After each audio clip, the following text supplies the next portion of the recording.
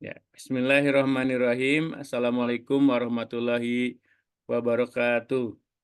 Waalaikumsalam warahmatullahi Waalaikumsalam wabarakatuh. warahmatullahi. Puji dan syukur marilah kita panjatkan kepada Allah Subhanahu wa taala, Tuhan yang Maha Kuasa yang telah memberikan kenikmatan yang luar biasa kepada kita semuanya sehingga kita bisa bertemu di tatap layar di malam yang berbahagia ini. Saya Mr. Bam izin untuk memandu acara dari awal hingga nanti di acara webinar Satu Guru, bicara pendidikan Indonesia mau dibawa kemana sih? Nah, ini tema yang besar yang akan kita sajikan. Yang terhormat Bapak narasumber, Pak Dr. Faiz, kemudian yang terhormat Pak Isnawan, Ketua Umum Media Satu Guru Indonesia, juga para penasehat, ada Om J, kemudian pengurus yang lainnya, kemudian para pimpinan wilayah Satu Guru yang barangkali sudah hadir di sini. Alhamdulillah Satu Guru di 3 tahun ini sudah di 33 provinsi itu ada pimpinan wilayah. Artinya secara penyebaran, alhamdulillah Satu Guru sudah cukup rapat, tinggal beberapa provinsi saja yang belum. Mungkin nanti dilanjutkan di pengurus daerah, kota, dan kabupaten. Dalam kesempatan ini, Satu Guru masih terus eksis untuk memberikan kontribusi di bidang pendidikan, di mana dalam rangka 3 tahun Satu Guru, 5 November, sebetulnya 2024 kita genap 3 tahun dan kebiasaan kita di akhir tahun kita mengadakan acara webinar. Nah, cuma untuk tahun ini kita setting sepekan ya. Kalau biasanya hampir 2 hari ya, malam tahun baru kita buat, tapi hari ini di tahun ini kita bedakan formatnya. Nah, sebelum mulai kegiatan hari ini, mari kita berdoa menurut agama dan kepercayaannya. Berdoa dipersilahkan.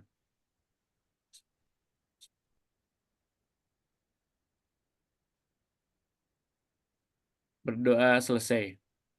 Nah, kali ini materi yang akan disampaikan oleh Pak Faiz yaitu tentang spiritualitas guru Indonesia.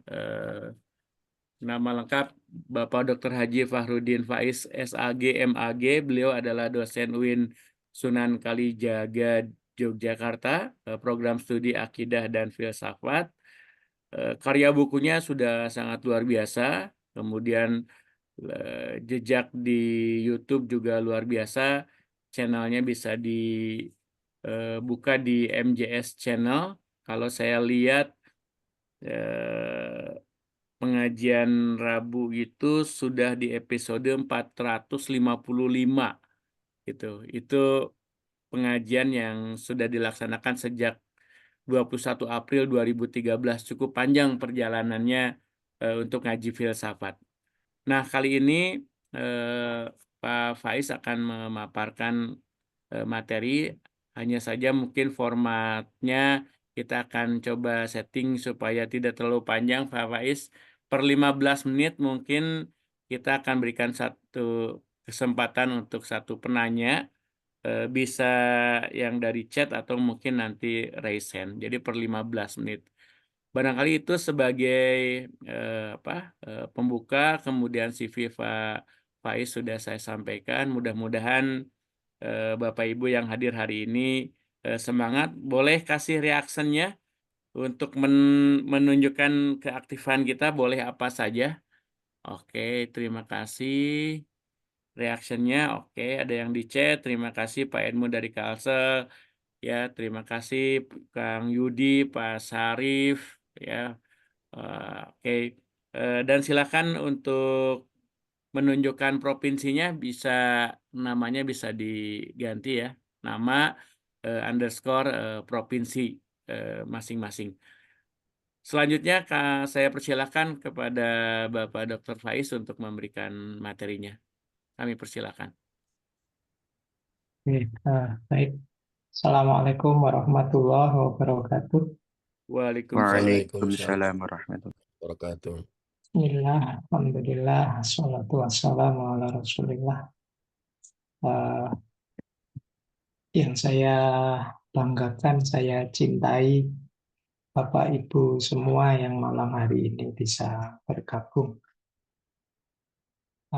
Teman-teman di satu guru khususnya Pak Is, Mr. Bam, mungkin Pak Agus dan kawan-kawan semua sudah lama kita tidak ketemu ini kelihatannya. Semoga nanti ada waktu kita bertemu kembali secara langsung. Siap. Baik, nggih.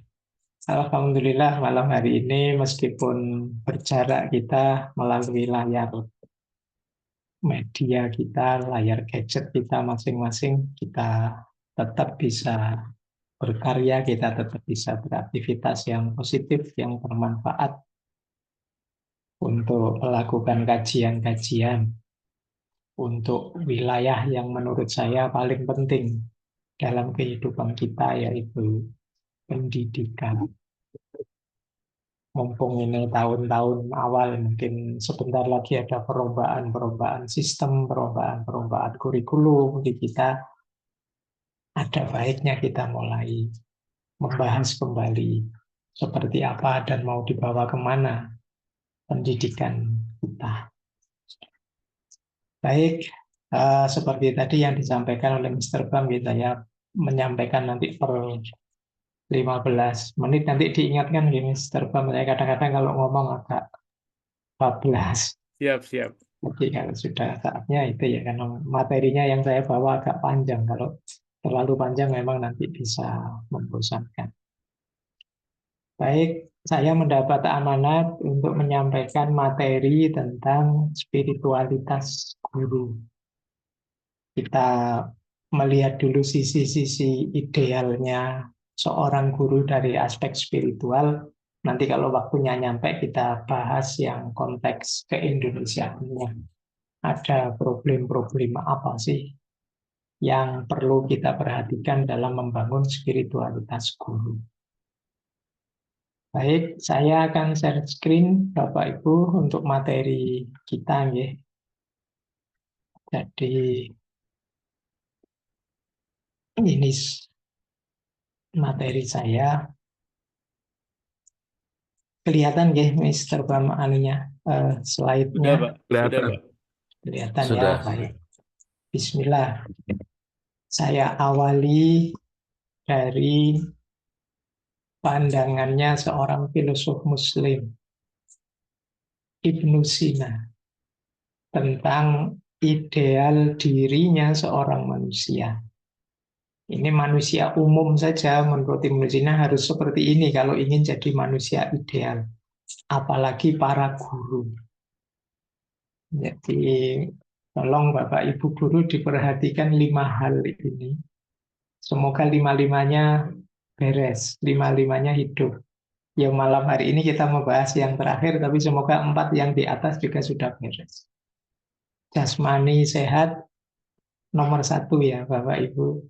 Secanggih apapun kita, sedahsyat apapun pikiran gagasan kita, sedalam apapun analisis kita, kalau sakit, ya pemanfaatannya akan berkurang banyak.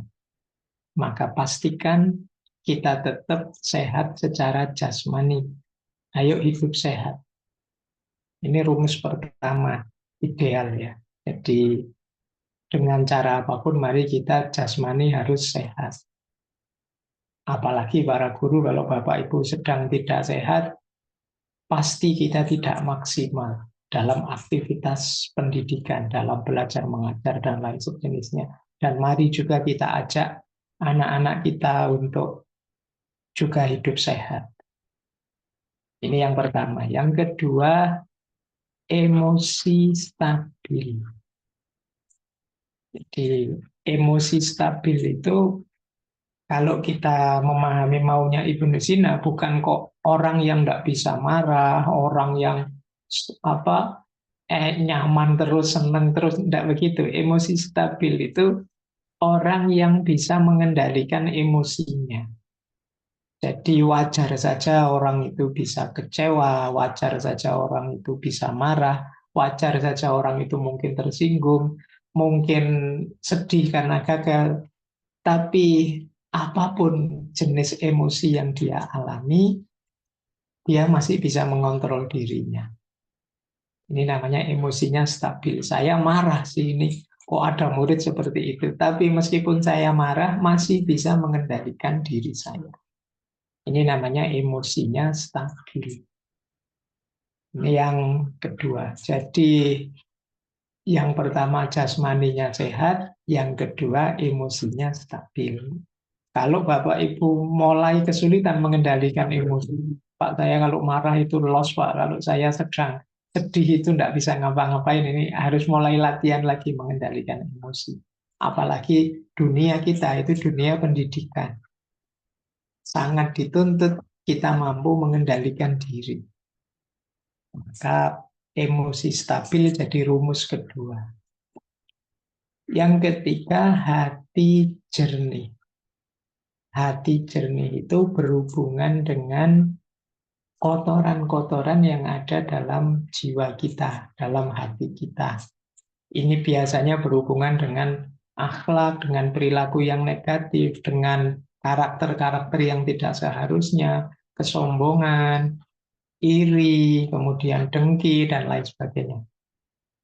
Termasuk kekotoran yang muncul karena dosa atau kemaksiatan, atau hal-hal yang dilarang, dan lain sebagainya. Jadi mari kita pastikan hati kita jernih. Karena diri kita ini kan, hati kita, jiwa kita, itu kan kita orang akademisi, orang yang diamanati oleh Allah ilmu, maka mari kita pastikan jiwa kita, diri kita ini bersih, jernih, biar ilmunya juga membawa pada kemanfaatan. Ini yang ketiga. Yang keempat, pikiran tajam. Jadi ini tidak sekedar cerdas, tapi juga mampu membaca, mampu menganalisis situasi dengan tepat, dengan lurus, dengan benar. Ini namanya pikiran tajam. Nah, yang kelima, spiritualitas hidup. Spiritualitas hidup yang malam hari ini kita bahas. Jadi memang sisi dalam diri kita, kalau kita kelola, itu akan berhubungan dengan ranah yang kita sebut sebagai spiritualitas. Alhamdulillah saya yakin Bapak Ibu semua ini kan orang beragama. Kalau orang beragama, insya Allah punya banyak sarana, punya banyak media untuk menghidupkan spiritualitasnya. Tapi religiusitas tidak sama persis dengan spiritualitas, karena nanti ada juga orang yang keberagamaan formalnya sih bagus, tapi spiritualitasnya tidak hidup. Di beragama seperti rutinitas sehari-hari yang tidak ada maknanya, itu ada yang seperti itu. Jadi religiusitasnya sih jalan, tapi spiritualitasnya tidak hidup. Makanya ada orang itu ya sholatnya rajin sih, tapi korupsinya jalan terus. Ya puasanya lengkap, tapi kemudian kalau ngomong menyakiti hatinya orang lain. Ini religiusitas keberagamaannya hidup jalan, cuma spiritualitasnya tidak hidup. Nah, yang diidealkan versinya Ibnu Sina ini spiritualitasnya. Spiritualitasnya hidup. Baik, jadi Bapak Ibu sebelum nanti kita terjun ke lapangan, sebelum nanti kita menemani generasi yang akan datang melalui jalur pendidikan, mari kita pastikan kita beres di 5 hal ini. Jasmani kita sehat, emosi kita stabil, hati jernih, pikiran tajam, spiritualitas hidup. Kalau diri kita formatnya seperti ini, nanti dibawa model ke sistem pendidikan atau kurikulum seperti apa saja, bahkan mungkin yang tidak semodern sekarang, tidak sedahsyat pola-pola pendidikan hari ini, mungkin juga hasilnya masih positif, masih luar biasa. Ini yang dilakukan oleh para ulama zaman dulu, tokoh-tokoh besar zaman dulu. Zaman dulu tidak ada sistem kurikulum secanggih hari ini. Tapi kenapa mereka bisa memproduksi generasi yang luar biasa? Karena dirinya sendiri beres. Khususnya dalam 5 aspek ini. Maka nanti mari kita mulai membereskan diri kita. Mumpung akhir tahun kita muhasabai, kita cek diri kita apa sudah beres dalam 5 hal ini. Baik, ini basic yang pertama yang ingin saya sampaikan sehubungan dengan spiritualitas seorang guru. Yang kedua, ini tadi tiba-tiba saya teringat satu novel yang ditulis oleh seorang filosof Muslim dari Andalusia, Ibnu Tufan. Mungkin di antara Bapak Ibu ada yang pernah membaca novel ini. Judulnya Hai bin Yaqdhan. Terjemahannya juga sudah ada dalam bahasa Indonesia. Bukan isi novel itu yang ingin saya ulas. Cuma istilah, ini sebenarnya nama orang kalau di novel itu ya Bapak Ibu. Tapi dari sisi artinya luar biasa istilah Hai bin Yaqdhan. Hai itu artinya hidup. Hayyun. Bin itu anak, Yaqdhan itu bangun. Jadi kalau diartikan dalam bahasa Indonesia, orang hidup, anaknya orang yang bangun. Ini menarik. Dari nama ini saja sebenarnya mengandung filosofi yang dalam, yang nanti juga berhubungan dengan spiritualitas. Hai itu artinya hidup, Yaqdhan itu artinya bangun. Banyak orang yang hidup tapi tidak bangun. Jadi banyak di antara kita yang hidupnya rutin saja, kita seperti robot, tidak ada makna, tidak ada kedalaman. Jadi kita tidak kenal diri kita, tidak kenal dunia kita, tidak paham kenapa kita begini, kenapa kita begitu. Kita tidak ngerti kok kemarin tiba-tiba jadi guru, terus ada visi apa kalau guru, ada makna apa kalau kita hidup sebagai guru, itu kita tidak pernah mikir ke sana. Tapi toh kita tiap hari ya ngajar, ya berangkat ke sekolah, ya ngajar, nanti pulang, besok ngajar lagi, libur akhir pekan. Terus begitu dan tiba-tiba kita kaget, loh sudah setahun.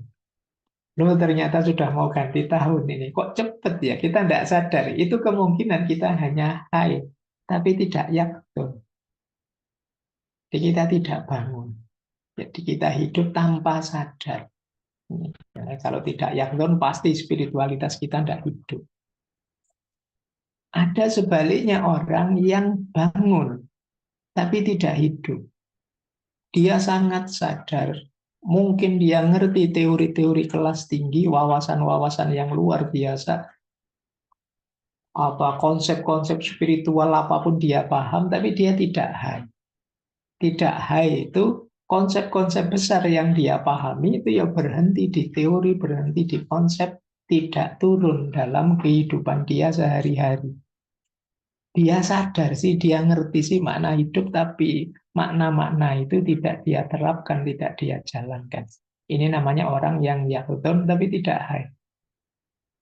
Jadi orang yang bangun tapi tidak hidup. Maka ideal manusia kalau di novel itu ya yang sekaligus high dan sekaligus yaqdhan. Dia harus hidup dan sekaligus terbangun, sadar. Bukan orang yang sadar tapi tidak hidup karena tidak ada gunanya. Buat apa sadar kalau tidak hidup?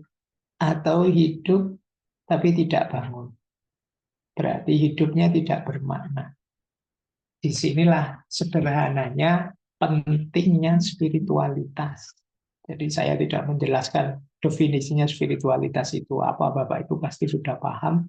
Jadi orang yang hidup spiritualitasnya itu orang yang yaqdhan sekaligus high. Orang yang high sekaligus yaqdhan. Seperti apa sih orang yang terbangun, yang spiritualitasnya hidup? Ini dari banyak sumber saya rangkum, kemudian setidaknya ada 7 ciri. Jadi 7 hal yang kalau ini kita bisa menghidupkannya berarti kita sebenarnya spiritualitas kita hidup. Atau kalau 7 ini luar biasa berarti spiritualitas kita tinggi.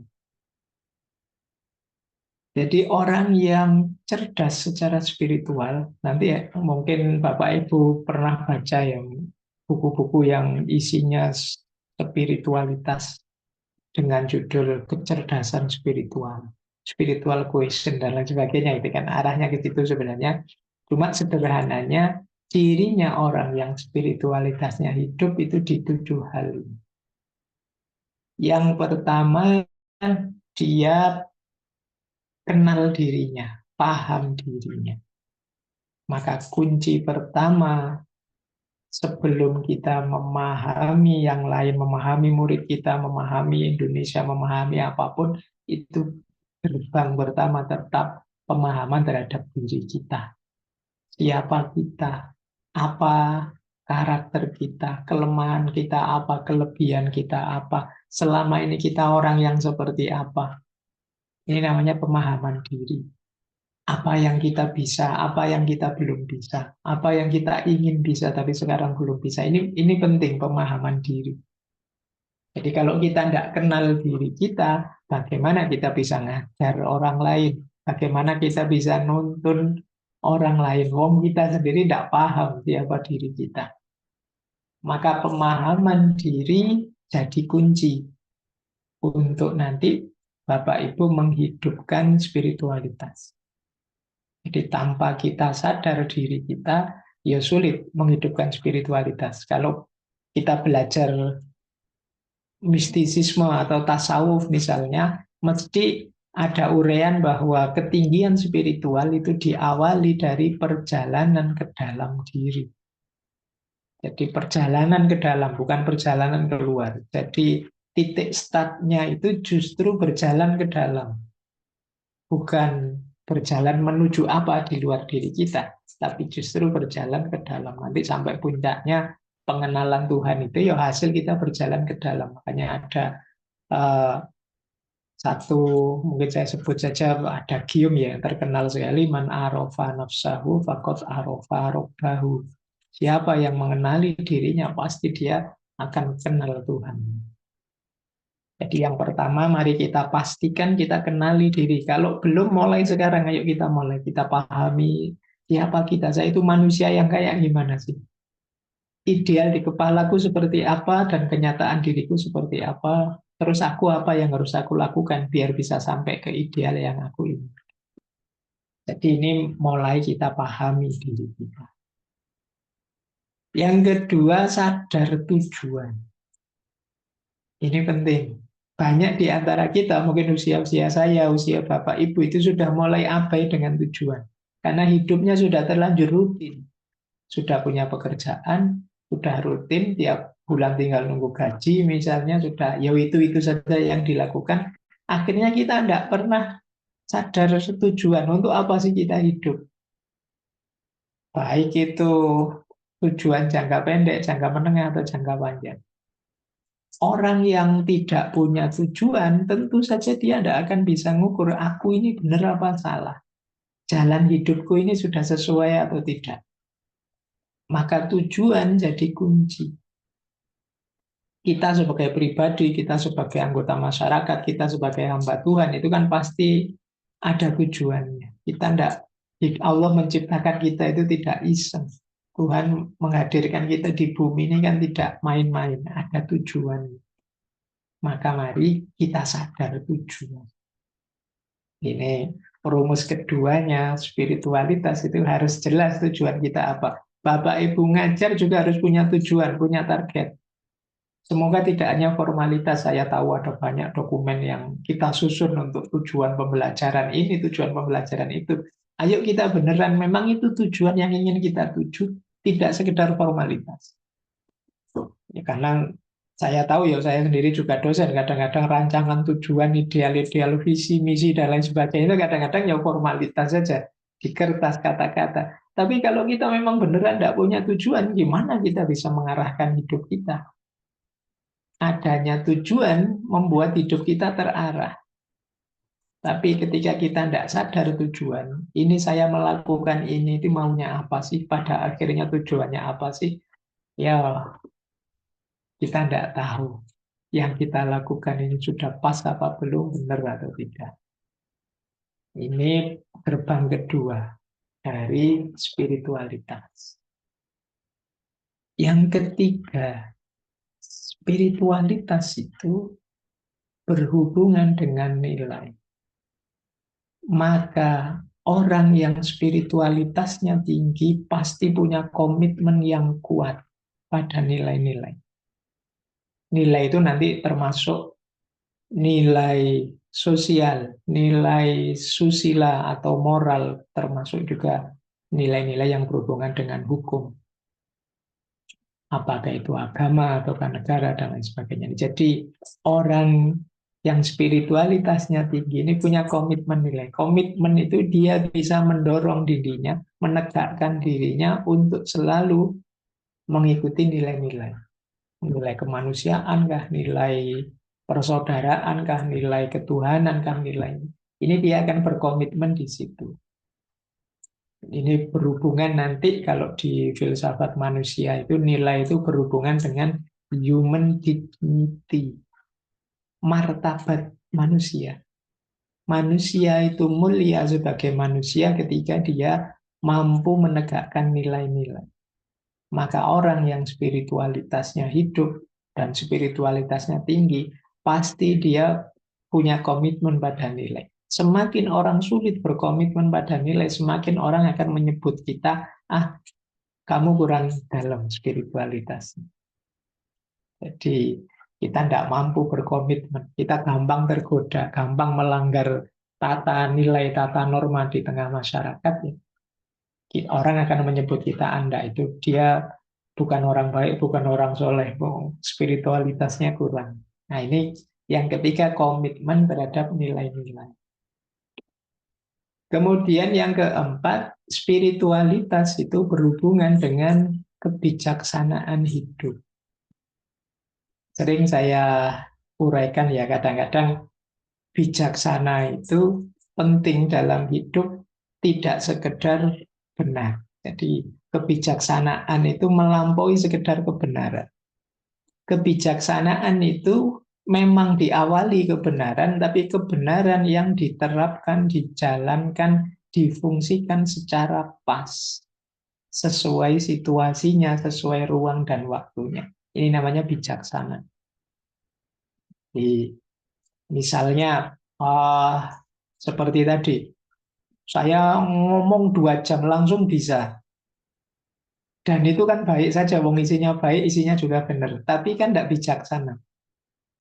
Mungkin Bapak Ibu jadi bosen, Bapak Ibu jadi capek mendengarkan saya. Jadi, padahal isinya ya mungkin benar saja sih, isinya baik saja. Jadi kebenaran yang saya sampaikan. Tapi ketika saya menyampaikannya, tidak lihat ruang, tidak lihat waktu, tidak mempedulikan. Mungkin orang lelah, capek, bosen. Orang menyebutnya tidak bijaksana. Maka orang yang spiritualitasnya tinggi itu biasanya sangat bijaksana. Dia tahu situasi, dia paham ruang dan waktu dan konteks. Jadi tidak membabi buta dengan kebenaran atau kebaikan yang dia yakini.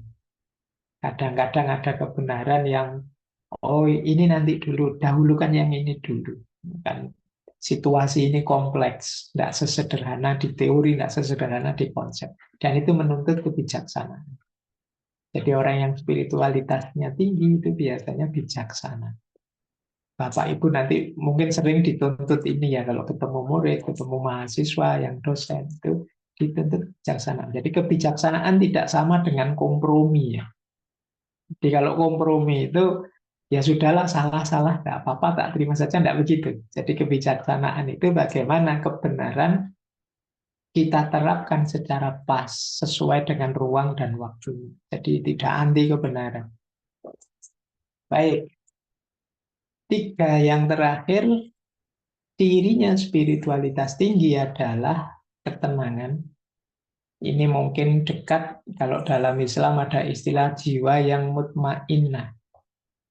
Jadi orang yang spiritualitasnya hidup karena dia paham dirinya, sadar tujuannya, kukuh dalam nilai-nilai serta bijaksana dalam hidupnya, biasanya dia tenang.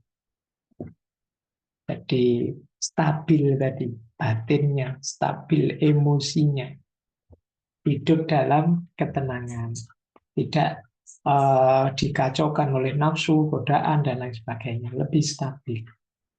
Nah, ini biasanya spiritualitasnya tinggi. Tapi kalau kita mudah tergoda, mudah panik, mudah galau, suka overthinking, insecure, dan lain sejenisnya, kemungkinan kita harus belajar lagi untuk meningkatkan spiritualitas kita biar lebih tenang. Kemudian ada lagi kedalaman. Jadi kedalaman itu hidup yang penuh makna, tidak dangkal. Orang yang spiritualitasnya tinggi melakukan apapun dia punya makna yang tidak sekedar tampilan luarnya. Jadi misalnya sholat ya tidak sekedar gerak badannya, tapi juga ada khusyuknya, ada tanda anil fasya wal mungkarnya, itu namanya kedalaman. Jadi misalnya ngobrol ya tidak sekedar basa-basinya, tapi ada nilainya. Setiap yang saya ucapkan itu ada maknanya, ada nilainya. Ini namanya kedalaman. Tidak sekedar tampil, tapi juga bermakna. Itu kedalaman. Ini orang yang spiritualitasnya hidup. Jadi setiap kata yang saya keluarkan ada maknanya. Setiap keputusan yang saya ambil secara bijaksana itu ada maknanya juga. Ini namanya kedalaman. Memang dunia hari ini yang dicirikan oleh digital, medsos, dan lain sebagainya itu punya penyakit kedangkalan. Hari ini orang yang penting posting, yang penting tampil, gitu. Terus tidak dalam. Jadi keluar biaya, keluar tenaga, keluar waktu, tapi tidak ada maknanya. Berarti kita dangkal. Orang yang spiritualitasnya hidup lebih dalam. Kemudian yang terakhir, orang yang spiritualitasnya hidup itu punya ciri keterhubungan, connecting. Dia sadar dan bisa menjalin hubungan baik dengan Tuhan, dengan sesama, dengan semesta, dengan dasar cinta, kasih sayang. Nah, ini orang spiritualitasnya tinggi. Jadi Bapak Ibu, ada 7 ciri spiritualitas hidup yang itu bagian dari idealnya orang hidup. Ciri bahwa kita tidak hanya hai tapi juga yakun, yaitu paham diri, sadar tujuan, punya komitmen terhadap nilai, bijaksana, tenang, dalam, dan terkoneksi, baik dengan Tuhan, dengan sesama maupun dengan semesta di sekeliling kita. Oke, ini dulu mungkin. Ya, Mungkin baik, monggo Faiz. kalau ada yang menanggapi. Sebelum dilanjutkan, saya izin bacakan satu pertanyaan di chat nih. Iya, monggo. Assalamualaikum, maaf Dok, izin bertanya, bagaimana tips membuat sadar tujuan dan implementasinya yang efektif, terutama sebagai guru yang berusaha memegang komitmen kebenaran di tengah keberadaan kehidupan yang pragmatisme seperti normalisasi korupsi, ketakutan dimutasi, dan segala yang bertentangan dengan hati nurani, namun fisik mental tak berdaya. Pertanyaan dari Pak Edmu dari Kalimantan Selatan. Ya, terima kasih. Silakan Pak Is. Iya, baik. Ini yang berhubungan dengan sadar tujuan. Jadi kalau ketemu mahasiswa biasanya di awal perkuliahan itu saya minta mereka menuliskan tujuanmu apa kalian kuliah, tujuanmu apa kalian ngambil mata kuliah ini. Itu biasanya ketika mereka sadar tujuannya, cara mereka kuliah lebih terarah. Mereka akan nyari strategi agar tujuannya terpenuhi. Nah ini meskipun ya yang seperti itu sebenarnya tujuan jangka pendek saja sih, tujuan untuk sekedar mata kuliah saya saja. Mungkin lebih luas dari itu tujuan kuliahnya dia, lebih luas dari itu tujuan pendidikannya dia, atau tujuan dia membangun masa depan seperti apa yang dia inginkan, dan sampai tujuan terakhir puncak ya. Kalau orang Jawa menyebutnya sangkan paraning dumati, tujuan kita hadir di bumi ini dari Allah dan nanti kembali ke Allah. Inna lillahi wa inna ilaihi roji'un. Nah ini tujuan puncak juga. Mungkin sebelum tujuan yang puncak ini ada tujuan-tujuan antaranya. Tidak masalah, tapi tujuan di bawah itu bagian dari tujuan puncak tadi. Nah, mungkin Bapak Ibu di kelas itu ya juga target, ya punya tujuan. Sebagai guru juga punya target, punya tujuan. Mungkin sebagai orang tua juga punya target. Sebagai anggota masyarakat juga punya tujuan.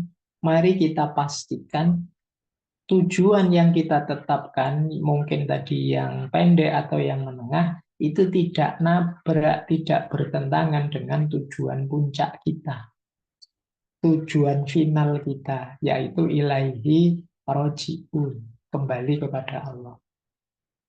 Nah, ini rumus basicnya ya, semacam strategi agar kita tidak tergoda, terdistraksi, menetapkan tujuan yang itu sebenarnya menyalahi tujuan puncak, tujuan yang lebih panjang. Karena jangka pendek kan tidak boleh nabrak tujuan jangka menengah, tujuan jangka menengah tidak boleh, tujuan jangka panjang tidak boleh nabrak tujuan jangka final.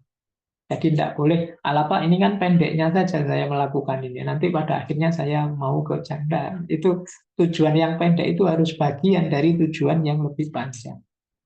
Nah, kalau dalam Islam tadi ya tujuan final hidup kita itu kembali pada Allah. Berarti apa? Semua statement tujuan, semua resolusi tujuan yang kita tetapkan, mungkin dalam pendidikan, mungkin di rumah, mungkin di masyarakat, tidak boleh menghalangi kita atau bertabrakan dengan tujuan akhir kita lebih dekat pada Allah. Sehingga nanti kalau ada godaan korupsi, godaan ini karena ancaman dimutasi dan lain sebagainya, itu kita lebih kuat, lebih kokoh. Ini berhubungan dengan rumus spiritualitas tadi, komitmen pada nilai-nilai. Tidak apa-apa saya misalnya dimutasi, tidak apa-apa saya gajinya kepotong, tidak dapat uang banyak, tidak apa-apa, asal saya tetap berkomitmen terhadap nilai demi tujuan yang lebih hakiki. Jadi eman-eman kalau demi tujuan jangka pendek, terus tujuan jangka panjangnya atau tujuan finalnya justru dikorbankan. Jadi mungkin ini ya Pak Edmu tentang bagaimana membuat diri kita sadar tujuan. Tapi yang lebih penting tetap harus punya tujuan. Karena pendorong kita untuk bisa aktif, kreatif itu ya tentu saja ada tujuannya. Kalau kita tidak punya tujuan, biasanya lebih berat kita melakukan sesuatu. Mungkin ini nyambung Pak Faiz dengan Oke. satu pertanyaan yang masuk ke Q&A dari Pak Dedi Nurhadiat. Apakah tenang dengan sabar punya korelasi dengan kecerdasan emosi? Terima kasih.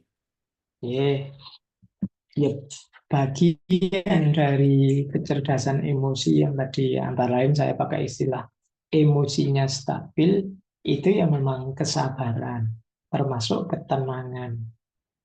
Orang tenang itu orang yang ngerti bahwa segala sesuatu perlu proses, maka dia sabar.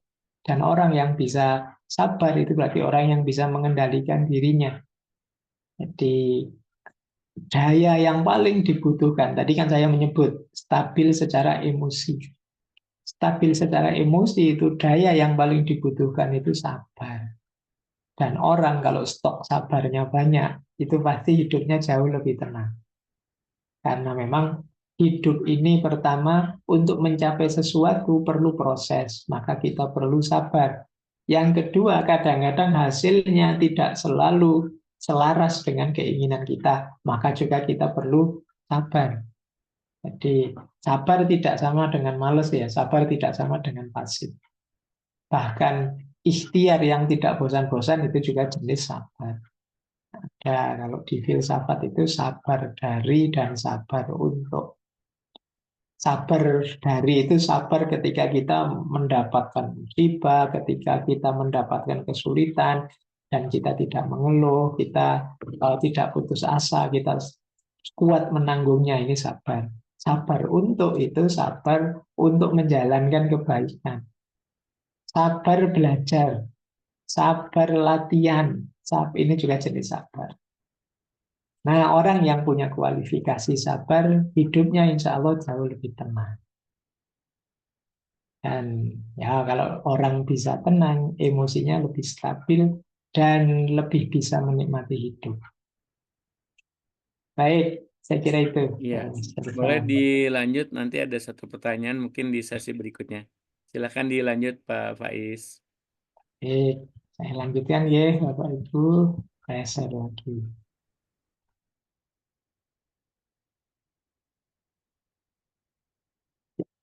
Ini sudah sampai sini ya. Sekarang kita lanjutkan.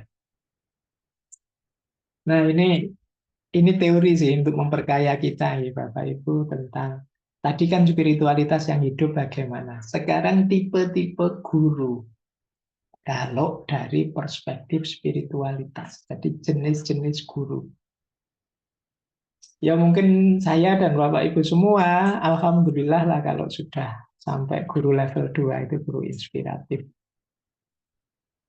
Jadi ada guru dalam tradisi spiritual ya, dari situ. Ada guru itu guru formal. Istilahnya guru formal itu isinya ya cuma ngajar teori, ngajar konsep, menyampaikan saja, mentransfer pengetahuan saja. Ini guru formal, termasuk dalam aspek spiritualitas. Ya dia ngajari apa itu iman, apa itu amal baik, apa itu ini namanya guru formal saja. Termasuk bagaimana syarat rukunnya puasa, jadi ini namanya guru formal.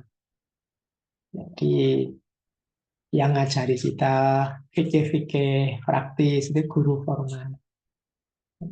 Maka Bapak Ibu kalau ngajarnya hanya menyampaikan apa yang ada di buku, jadi dari buku melalui mulut kita kemudian kita sampaikan ke murid kita statusnya hanya di guru formal. Ada yang kedua, guru yang inspiratif. Kalau guru inspiratif tidak dikte, tapi menginspirasi, membuat muridnya gerak sendiri, membuat muridnya termotivasi, terdorong untuk aktif. Jadi biasanya kalau dari tradisi spiritual ini menekankan moral, menekankan perbaikan diri, muridnya kemudian semangat menjalankan ibadah dan lain sebagainya. Ini namanya guru inspiratif. Ada yang bilang guru yang baik itu yang bisa menginspirasi muridnya, tidak sekedar mengajar. Tapi kalau pakai teori ini, guru inspiratif itu level 2. Jadi bukan di level tertingginya. Jadi dia menginspirasi anak didiknya, dia menginspirasi murid-muridnya sehingga mereka termotivasi kemudian gerak sendiri, tidak harus diajari terus. Mereka nyari materi sendiri, membaca sendiri, kemudian melakukan kebaikan, memperbaiki dirinya sendiri, ini namanya guru inspiratif. Mungkin kemarin-kemarin kita ada istilah guru penggerak. Nah, itu mungkin maunya ke sini. Jadi yang bisa menginspirasi, bisa menggerakkan. Nah, ada level 3-nya guru. Kalau ini tidak sekedar menggerakkan, tapi juga ikut bergerak. Jadi, kalau dalam konteks spiritual, itu biasanya ya langsung ngejak praktek murid-muridnya. Nah, kalau spiritual mungkin diajak, ayo wirid bareng, yuk meditasi bersama, yuk besok puasa kita bareng-bareng, yuk sholat duha bareng-bareng. Ini praktis. Jadi kita tidak menjelaskan dalilnya sholat duha apa enggak. Kita ajak saja sholat duha. Ini guru praktis. Jadi ada guru formal, ada guru inspiratif, ada guru praktis. Dalam konteks spiritual, guru praktis itu yang langsung ngajak praktek.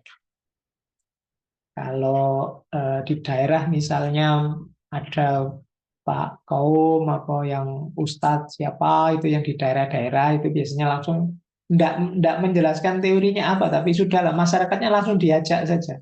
Diajak sholawatan bersama, diajak zikir bersama, diajak ibadah bersama. Ini mereka statusnya juga guru tapi melalui praksi, kegiatan bersama. Jadi kalau inspiratif tadi kan mendorong, menyadarkan, terus mereka bergerak sendiri. Kalau praktis ini diajak bergerak bersama. Nanti ada guru, kalau ini lebih dalam. Ini kalau dalam tasawuf namanya mursyid. Kalau ini istilahnya guru rohani. Kalau dalam tasawuf, kalau dalam dunia spiritual ini mengajak lebih dekat, bahkan sampai level penyatuan, sampai level kasaf dan lain sebagainya dekat dalam tasawuf. Tapi sebenarnya makna utamanya mereka ini tidak sekedar menginspirasi, tapi menyadarkan dan mempengaruhi. Di situ ada istilah mentransmisikan energi spiritualnya. Nanti ada teori vibrasi. Jadi frekuensinya guru, vibrasinya guru mempengaruhi muridnya, sehingga kemudian spiritualitasnya juga ikut meningkat, semangat beragamanya, mungkin berspiritualnya juga tinggi, akhirnya tambah dekat dengan Allah. Ini kalau dalam tasawuf, kita menyebutnya mursyid. Ini tidak sekedar ngajak berkegiatan bareng, tapi auranya, vibrasinya guru ini mempengaruhi muridnya. Ini semacam apa ya? Kalau Bapak Ibu misalnya kalau ngomong lemah lembut, tidak perlu menyuruh muridnya lemah lembut, itu murid-murid yang dekat kita terpengaruh oleh kita. Mereka jadi lemah lembut juga kalau ngomong. Ini guru rohani. Jadi kondisi jiwa kita, kondisi diri kita mempengaruhi murid kita. Tambah kita harus mengajar, dikte, mengarahkan. Enggak. Mereka otomatis saja kemudian terpengaruh oleh kita. Ini guru rohani. Kalau dalam tasawuf kemudian ya sampai level tertinggi, dekat dengan Tuhan dan lain sebagainya. Nah, nanti ada guru sejati. Guru sejati ini menarik ya. Ini saya ketemunya di filsafat Jawa terkenal. Guru sejati itu bukan orang. Guru sejati akan kita temui kalau kita sudah mandiri dalam mencari ilmu. Tidak lagi perlu dituntun. Dan ada yang bilang, ini ya bimbingan langsung dari Tuhan pada kita. Jadi kita levelnya sudah tinggi, kita sudah bisa berjalan sendiri, kita sudah dekat dengan Tuhan, maka Tuhan memberi ilham, Tuhan memberi tuntunan langsung ke hati kita, ke batin kita. Nah, ini kalau orang yang di level guru sejati ini, makanya ada yang bilang guru sejati itu diri kita sendiri. Jadi ketika kita berjalan ke dalam tadi, akhirnya ketemu sisi cahaya dalam diri kita, kemudian yang tadi saya sebut batinnya bersih, pikirannya bersih, sehingga membaca apa-apa kemudian jadi jernih. Orang yang sudah ketemu guru sejati, maka apapun peristiwa, apapun fenomena bagi dia pelajaran. Dari situ dia bisa menemukan hikmah. Jadi gurunya bisa apa saja. Tidak harus orang. Mungkin pengalaman, mungkin alam, mungkin organisasi, mungkin apa saja bisa jadi guru. Ini berarti orang yang sudah menemukan guru sejati. Menemukan ayatnya Allah di mana-mana saja.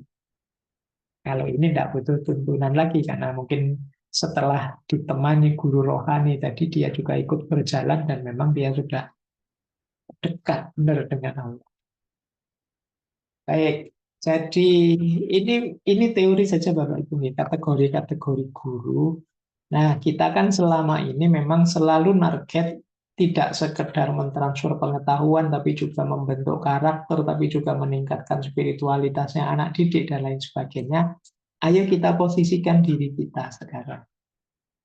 Jadi sebagai seorang guru, kita ada di mana sekarang kalau punya misi untuk meningkatkan spiritualitasnya murid-murid kita. Kita akan bermain di guru yang formal saja, pokoknya ceramah saja, ngajar, mentransfer materi ke murid-murid, atau mendorong mereka, menginspirasi, atau ngajak mereka berkegiatan bareng, atau sekaligus meneladankan biar mereka tidak harus kita tuntun, kita perintah-perintah, mereka sudah ikut sendiri, kita jadi guru rohani. Alhamdulillah kalau murid-murid kita kemudian bisa mandiri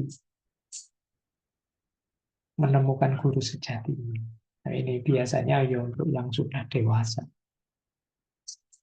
Baik, ini mungkin nambah wawasan saja tentang tipe-tipe guru dari perspektif spiritual. Jadi tema kita malam hari ini kan spiritualitas guru. Nah, kalau ini guru spiritual. Jadi guru spiritual itu ada guru yang level formal, ada guru yang inspiratif, ada guru praktis, ada guru rohani, ada guru sejati.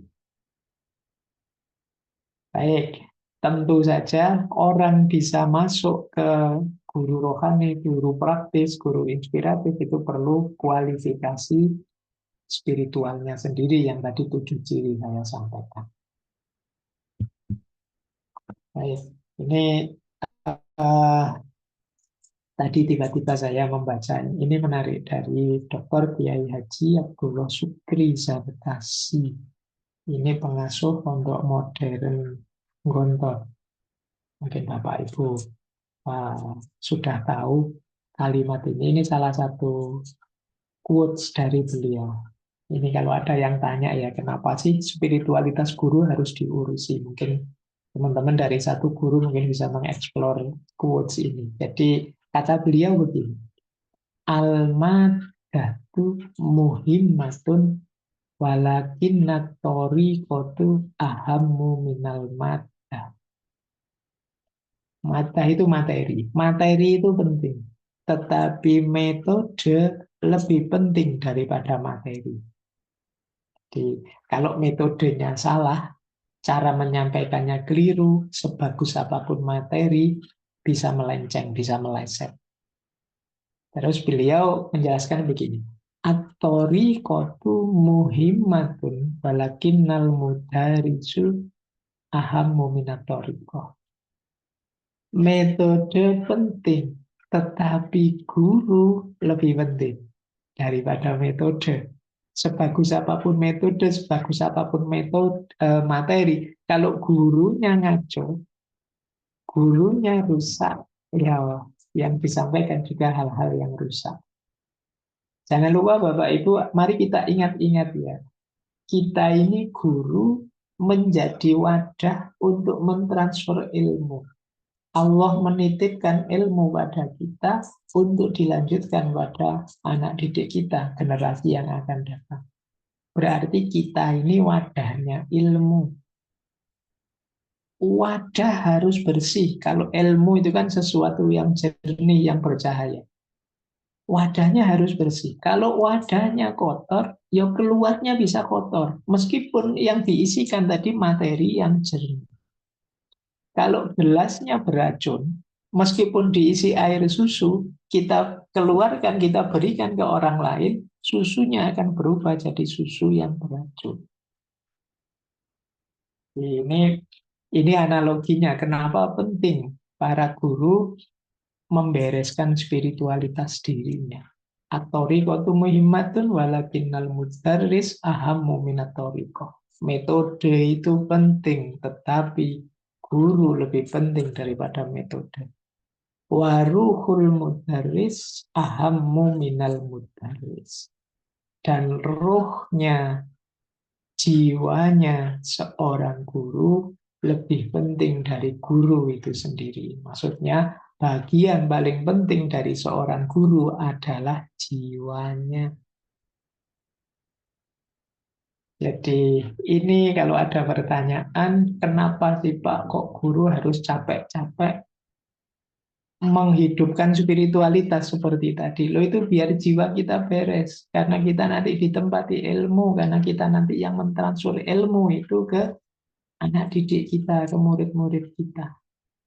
Kalau jiwa kita, misalnya saya kasih contoh ya, jiwa kita penuh kesombongan, maka kalau diisi ilmu, ya ilmu itu akan jadi jalan kita untuk menyombongkan diri. Kalau jiwa kita penuh riak, penuh pamer, ilmu itu akan jadi alat kita untuk pamer. Kalau jiwa kita penuh dendam, penuh kebencian, kalau ilmu kita tinggi, maka ilmu itu kita pakai untuk balas dendam pada orang lain. Oleh karena itu, penting dan sangat penting bagi seorang guru membereskan spiritualitas dirinya. Karena mudaris ahammu. lebih penting, bahkan dari materi, bahkan dari metode. Mari membereskan jiwa kita. Baik, kita lanjutkan ya. Nah, ini agak panjang, Mbak. Nah, kita mulai sekarang membangun spiritualitas guru. Ini tadi karena ada pertanyaan tentang tujuan. Mari kita lihat. Kalau dalam Islam, tujuannya ilmu itu tidak boleh hanya sign for sign, ilmu ya untuk ilmu. Ada tujuannya. Jadi hati-hati jangan masuk ke tujuan yang negatif. Tujuan kita mengajar, tujuan kita belajar harus ke aspek yang positif. Jadi kalau dalam Islam, orientasi atau tujuan ilmu yang positif itu 3. Yang pertama, menuju kemanfaatan. Yang kedua, menuju kemaslahatan. Yang ketiga, menuju barokah, keberkahan. Jadi, tujuannya kita ngajar itu yang mencari manfaat, mencari maslahat, mencari barokah. Manfaat itu guna untuk kita sebagai individu. Alhamdulillah Pak, saya paham materi ini, sekarang saya bisa melakukan ini. Ini namanya manfaat. Misalnya setelah saya menyampaikan malam hari ini, Bapak Ibu, saya mulai latihan apa membentuk spiritualitas diri saya. Siapa tahu saya bisa meningkatkan kualitas diri saya. Ini namanya manfaat. Jadi kalau manfaat lebih cenderung individual. Murid kita dapat ijazah terus bisa dipakai ngelamar kerja atau dipakai sekolah yang lebih tinggi di sekolah unggulan. Itu berarti yang kita sampaikan manfaat bagi masing-masing individunya. Nah, ada lagi maslahat. Maslahat itu kemanfaatan yang jauh lebih luas. Itu namanya maslahat. Alhamdulillah sejak melakukan ini, itu banyak orang tertarik, banyak orang mendapatkan manfaatnya. Nah, ini namanya maslahat. Jadi, uh, Alhamdulillah dari kajiannya satu guru, spiritualitas saya meningkat. Ini manfaat. Tapi kalau dari kajian-kajiannya satu guru ini sekarang guru-guru di Indonesia mulai sadar pentingnya spiritualitas. Ini namanya maslahat. Jadi maslahat itu skalanya jauh lebih luas. Nah, ada lagi barokah. Kalau barokah itu kadang didefinisikan ziyadatul khair, kebaikan yang berlipat ganda. Kalau dihitung dari kuantitasnya, ini harusnya sederhana saja sih. Kok bisa manfaat dan maslahatnya seluas itu, sebesar itu? Itu namanya barokah. Jadi, misalnya kajian kita ini ya online saja sih, apa yang sempat hadir-hadir, yang tidak masalah, wong tidak wajib, kita tidak terlalu maksa untuk hadir dan lain sebagainya, ini biasa. Ternyata kok yang tertarik banyak, manfaatnya luar biasa, efeknya kemana-mana. Ini namanya barokah. Padahal mungkin ada kajian yang lain, yang offline, yang bayar mahal, yang dan lain sebagainya. Tapi ternyata ya dengan sederhana seperti ini juga ternyata manfaatnya sudah besar. Itu namanya barokah. Jadi antara hasil dan ikhtiarnya itu rasanya tidak imbang. Jauh lebih besar hasilnya dibandingkan ikhtiar kita yang mungkin hanya seperti ini. Ini namanya barokah. Kalau barokah di situ Allah hadir, melipat gandakan kemanfaatan kita. Mungkin Bapak Ibu ada yang, Pak saya itu ngaji tidak terlalu pinter, saya bisanya ngaji begitu saja, tidak secanggih kori-kori yang luar biasa itu tajwidnya. Tapi karena di kampung saya banyak yang tidak bisa ngaji, akhirnya ya ngaji di tempat saya, ya saya ajar semampu saya. Sekarang banyak sekali yang ada di rumah saya. Ini namanya ilmu kita, kecil, sederhana, sedikit, tapi barokah. Membawa manfaat, maslahat bagi banyak orang. untuk dapat barokah, mari ini bagian dari tujuan nanti ya Bapak Ibu, mari pastikan 5 hal ini. Ini membangun spiritualitas kita ya, diawali dari tujuan tadi kan, statement tujuannya jelas. Yang pertama, niatnya harus beres. Jadi kalau niatnya tidak bagus, tidak mungkin kita dapat barokah. Kalau niatnya hanya kerja untuk dapat uang saja, sulit kita bisa nyampe ke level barokah. Kalau niatnya gugur tugas saja, apalagi ada marahnya, ada mengeluhnya, ada protesnya, tidak puasnya, tidak ridhonya dengan situasi, ya sulit untuk sampai ke barokah. Niat saja lillahi ta'ala. Tujuannya untuk Allah. Ya Allah, aku ngajar ini memenuhi amanatmu, tanggung jawabmu. Tanggung jawab darimu bahwa kita mencari ilmu ini wajib. Dan aku abdikan diriku untuk memenuhi tugas dan amanat darimu. Jadi niatnya lillahi ta'ala. Ini lebih memungkinkan hadirnya barokah. Kemudian yang kedua, kaifiyat. Kaifiyat itu caranya. Tujuannya baik, kalau caranya tidak baik, tidak mungkin kita bisa dapat barokah. Niatnya ngajar, menyebar ilmu, tapi kok caranya negatif, misalnya apalah, plagiat lah, ngambil haknya orang lah, itu kaifiatnya negatif. Tidak mungkin kita dapat barokah. Caranya juga harus baik. Jadi niatnya baik, caranya baik. Ya antara lain yang kalau sekarang banyak kelihatan cara tidak baik itu Bapak Ibu misalnya beli buku yang bajakan. Nah, itu cara tidak baik. Hati-hati sekarang banyak buku bajakan itu. Di buku bajakan itu ya berarti makan haknya penulisnya, haknya penerbitnya. Cara yang tidak baik pasti tidak akan ketemu barokah. Kemudian khidmat. Khidmat itu penghormatan, pengabdian. Mari kita hormati apapun yang berhubungan dengan ilmu. Kalau para ulama zaman dulu bahkan sampai ke level anaknya guru kita pun harus kita hargai. Ini namanya khidmat. Iya, kalau kita yang penting variabel ilmu yang dekat dengan kita hormati. Mungkin sekolah, mungkin buku, mungkin apa saja. Jadi termasuk guru kita, mungkin juga teman belajar kita, mungkin juga teman ngajar kita. Ini kan semua yang berhubungan dengan ilmu. Mari kita hormati, kita hargai. Ini namanya khidmat. Perpustakaan tempatnya buku kita hargai. Murid kita itu kan bagian dari ilmu kita hargai. Sekolah kita bagian dari ilmu kita hargai. Itu namanya khidmat. Zaman dulu di abad tengah ketika Islam jaya itu kenapa sih bisa sejaya itu ilmu pengetahuan? Karena orang sangat menghargai ilmu dan semua yang berhubungan dengan ilmu.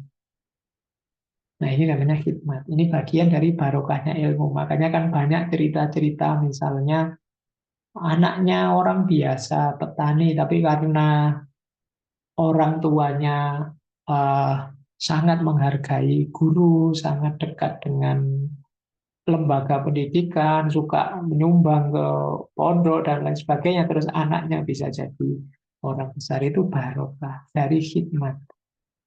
Jadi ini rumus ketiga untuk kita mendapatkan barokahnya ilmu melalui ini bagian dari spiritualitas. Jadi tujuan kita nanti ke sana. Dan yang keempat, ilmu itu mulia, tidak boleh digandeng dengan hal negatif, dengan dosa. Kalau maksiat, dosa itu kan saya bilang tadi mengotori jiwa kita. Tidak mungkin antara cahaya dan kegelapan nyampur jadi satu. Ada cerita kalau di kajian Islam itu Imam Syafi'i itu suatu ketika, beliau ini kan ulama yang cerdas sekali, ilmu apa saja hafal. Tiba-tiba satu ketika beliau merasa kok sulit menghafalkannya saya. Biasanya gampang, sekarang kok belajar memahami susah, menghafalkan susah. Akhirnya beliau menghadap gurunya, Waki namanya. Ini syairnya terkenal sekali, aku mengadu pada guruku Waki. Kenapa kok aku sulit sekarang untuk menghafal? Jawabannya gurunya, ya kamu jangan banyak maksiat. Karena ilmu itu cahaya dari Allah, dan cahaya tidak akan diturunkan oleh Allah pada jiwa yang kotor, jiwa yang keruh. Itu ternyata ceritanya Imam Syafi'i itu satu ketika waktu beliau jalan-jalan di pasar, tidak sengaja eh, melihat perempuan yang bukan muhrimnya. Itu tidak sengaja sebenarnya. Terus ini mengganggu hafalan beliau. Ini salah satu contohnya. Tetapi intinya cahaya dan kegelapan tidak bisa jadi satu. Ini bagian dari spiritualitas seorang guru. Yang kelima tentu saja, mari berdoa. Doa itu berarti kita sendiri yang berdoa, mohon apapun yang kita inginkan, kebaikan ilmu yang kita inginkan. Jangan lupa, ayo kita juga mendoakan teman kita, sahabat kita, kolega kita di bidang ilmu. Kita itu biasanya egois. Kalau berdoa yang kita minta ya kepentingan diri kita saja. Padahal ada dalilnya bahwa kalau kita mendoakan saudara kita, itu malaikat akan mendoakan balik untuk kita seperti doa kita. Jadi boleh kita ngambil strategi mendoakan, ya Allah, semoga sahabat saya ini cepat naik pangkat. Semoga sahabat saya ini gajinya naik. Tidak masalah. Itu jangan-jangan ini yang membuat Allah terus ridho sama kita. Melihat sayang kita pada saudara kita. Dan kemudian kita dapat rahmatnya Allah. Jadi jangan sekedar berdoa, tapi lengkapi dengan mendoakan saudara kita, teman kita. Jangan egois. Kemudian jangan malu-malu untuk minta didoakan. Minta didoakan teman kita, minta didoakan ustadz kita, minta didoakan mungkin orang-orang yang menurut kita lebih dekat dengan Allah, agamanya lebih dalam. Dan sebagainya. Jadi berdoa, mendoakan, dan minta didoakan. Karena kita ini hakikatnya ya lemah, banyak kekurangan, tanpa pertolongannya Allah kita bukan apa-apa, bukan siapa-siapa. Jadi tadi ada pertanyaan tentang tujuan. Tujuannya mencari manfaat, maslahat, barokah dengan 5 aspek tadi. Untuk mengejar barokahnya. Jangan target yang negatif. Jadi kita bertujuan negatif. Tujuan negatif itu 3. Yang pertama batil, yang kedua mubazir, dan yang ketiga dorong. Batil itu salah, keliru. Jadi mengajarkan yang salah, mengajarkan yang negatif, tidak yang positif, itu batil. Jadi menyuruh murid kita, sudahlah nak, curang saja, tidak apa-apa, memang situasinya kayak gini. Ini mengajarkan kebatilan. Kamu trik saja, kamu bohongi saja, kamu manipulasi saja, ini ngajar kebohongan. Ngajar kebatilan. Pasti tidak manfaat, pasti tidak barokah. Yang kedua, mubazir. Mubazir itu mengajarkan hal-hal yang sia-sia. Tidak ada gunanya. Hari ini kita banyak dapat banjir informasi macam-macam. Mungkin dari medsos, mungkin dari internet. Yang itu, pengetahuan itu sudah ada gunanya. Jadi buang-buang waktu saja. Ini namanya mubazir. Mari pastikan materi yang kita berikan ke anak-anak didik kita sesuatu yang manfaat, tidak mubazir. Tidak sekedar membuang waktu, menghabiskan waktu saja. Dan yang ketiga, doror. Kalau doror ini bahaya. Jangan sampai kita mengajarkan yang bahaya, yang merusak, yang menghancurkan. Caranya menyakiti orang, ini doror namanya. Caranya ngambil haknya orang, itu doror. Jadi jangan ngajari anak didik kita hal-hal yang bahaya untuk masa depannya. Meskipun mungkin menyenangkan sekarang. Cara menghack akunnya orang. Nah ini doror, bahaya, tidak boleh. Nah ini yang negatif-negatif Bapak Ibu ya. Jadi kita di antara membentuk spiritualitas kita, kita harus jelas tujuan, dan tujuan itu pastikan yang positif, bukan yang negatif. Yang positif itu yang manfaat, maslahat, barokah. Yang negatif, yang tidak boleh, yang batil, yang mubadir, yang buruk. Mari kita pastikan positif, sehingga spiritualitas kita lebih meningkat, lebih dalam. Baik, itu dulu mungkin Mr. Ba, mungkin masih ada pertanyaan sebelum saya lanjutkan lagi. Iya, makasih Pak Faiz. Ini di chat ada 2 pertanyaan. Saya coba terlebih dahulu. Yang pertama itu dari sebentar, dari Bu Tini nih. Bagaimana menjadi bijak sebagai pemimpin saat ada beberapa kepentingan dari rekan kerja yang memanfaatkan waktu untuk kepentingan pribadi saat ada kegiatan sekolah yang KBM-nya tidak full. Itu yang pertama. Yang kedua, biar sekalian. Yang kedua dari Pak Marwadi. Assalamualaikum Pak Dr. Faiz. Saya ingin bertanya, jika kita sudah mempunyai sadar tujuan dalam mengajar, tapi kita tidak mempunyai ketenangan karena lingkungan sekolah yang toksik. Bagaimana cara mengatasinya kalau kita menemukan seperti kejadian lingkungan yang toksik? Itu 2 pertanyaan Pak Dr. Faiz, silakan. Oke, baik. Jadi yang pertama, bagaimana bijak menjadi pemimpin ketika ada sesuatu yang tidak pada tempatnya. Sebenarnya, kalau posisi kita sebagai pemimpin, itu mungkin lebih mudah. Kan kalau ada hadis itu, sabdanya Rasulullah itu, siapapun di antara kita yang melihat kemungkaran, man ro'a minkum mungkaran, jadi ada yang tidak pas, tidak seharusnya, maka dia harus mengubahnya. Kalau bisa dengan tangannya, kalau tidak bisa dengan mulutnya, minimal dengan hatinya. Meskipun yang hati ini disebut selemah-lemahnya iman. Nah, dengan tangan itu maksudnya dengan kekuasaan. Kalau Bu Tini kebetulan sebagai pemimpin sebenarnya punya power, punya kekuasaan. Jadi kalau melihat sesuatu yang tidak seharusnya, tegur saja, luruskan saja, apalagi kita punya modal kekuasaan. Meskipun begitu, ya mengingatkannya tidak boleh sewenang-wenang. Kalau istilahnya Al-Quran itu, ingatkan dengan qaulan layyinan, dengan kata-kata yang lemah lembut. Jadi ditegur, mungkin diajak ngomong face to face yang tidak banyak orang tahu. Kadang-kadang negurnya in privat, tidak in public. Karena kadang-kadang orang ditegur di publik itu ya dia terus jadi tersinggung, sakit hati. Kita temui saja, mungkin ngomong dengan lebih privat, lebih pribadi, mungkin lebih bisa mengingatkan. Karena meskipun bukan pimpinan pun sebenarnya kalau ada yang tidak beres, kehidupan sosial yang ideal itu adalah watawasau bil haq, watawasau bis sabr. Jadi kita harus saling mengingatkan, saling menasehati tentang yang benar, juga menasehati dengan kesabaran.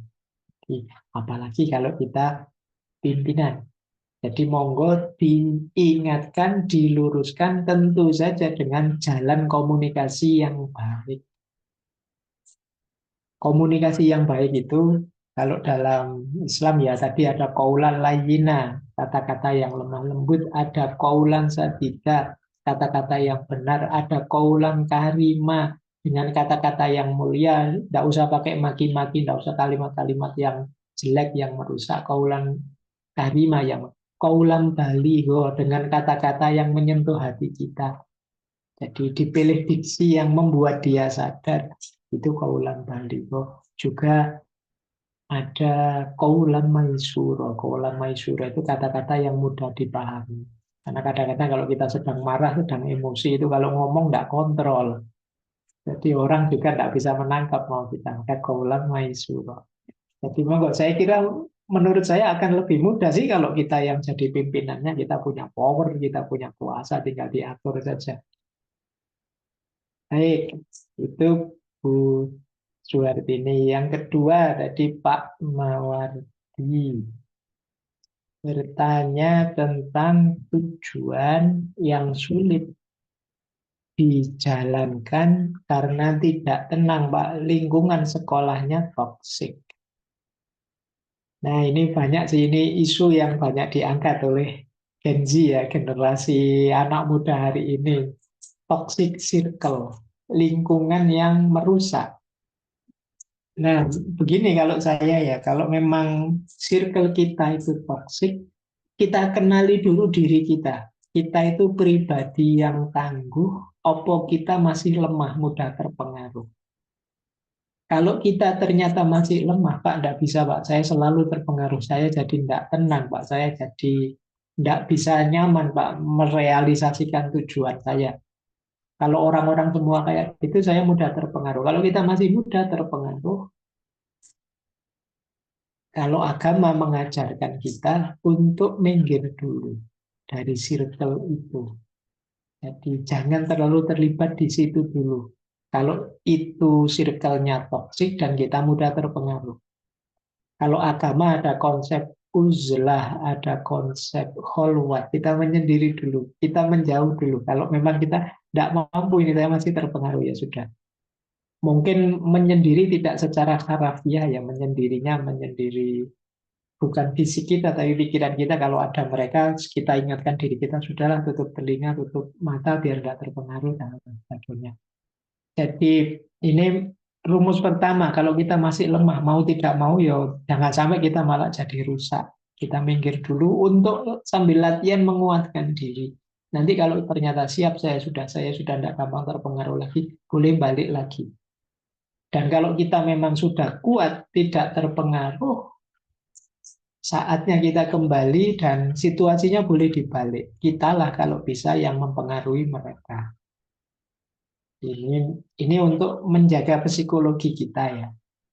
Yang pertama itu, ini solusi individunya. Tapi akan lebih bagus kalau solusinya tidak hanya individu, tapi solusi yang lebih sistemik. Solusi yang sistemik itu mungkin Pak Mawardi mengajak teman-teman semua, mungkin melalui pimpinannya, yuk kita, karena kita ini para guru, ada di lembaga pendidikan, punya ideal-ideal yang harus diwujudkan, kita harus membentuk atmosfer, membentuk situasi yang positif, yang kondusif, karena situasi di sekolah inilah nanti yang akan diserap, yang akan dicerna oleh murid-murid kita. Jadi kalau lihat gurunya baik-baik, ya mereka akan meresepsi, menyerap hal-hal yang baik. Tapi kalau gurunya ngaco, ya mereka akan dapat teladan, dapat pelajaran yang ngaco. Mari tanggung jawab kita semua bareng-bareng. Yuk bikin sistem yang lebih positif. Saya tahu Bapak Ibu mungkin ada kepentingan ini, ada kepentingan itu, monggo saja, tapi jangan demonstratif, jangan dibawa ke sekolah. Untuk kepentingan sekolah, mari kita atur, misalnya kita buat atmosfer situasi akademik yang itu bisa diteladani oleh murid-murid kita. Nah, ini dirundingkan bersama. Jadi karena eh, ini tanggung jawab semuanya. Kalau lingkungannya sangat rusak, kasihan nanti muridnya. Karena murid kita itu tidak sekedar menangkap yang kita ajarkan di kelas, tapi mungkin malah lebih banyak mereka melihat keseharian kita, meniru kita. Oleh karena itu, mari kita ciptakan situasi atmosfer yang kondusif, yang bisa diserap. Kalau istilahnya filosof pendidikan Barat, namanya Maria Montessori, anak didik kita itu punya ciri absorbent mind. Absorbent mind itu pikiran yang mudah menyerap. Jadi jangan sampai nanti mereka menyerap hal-hal negatif yang kita sebarkan. Baik, saya kira itu, Mister Bang, untuk dua pertanyaan tadi. Ya, Pak Faiz, ini waktu pukul 20.59 nih. Paling kita Oke. maksimal sampai 15 menit lagi, Pak Faiz. Hmm. Oke, baik. Saya lanjutkan materi kita.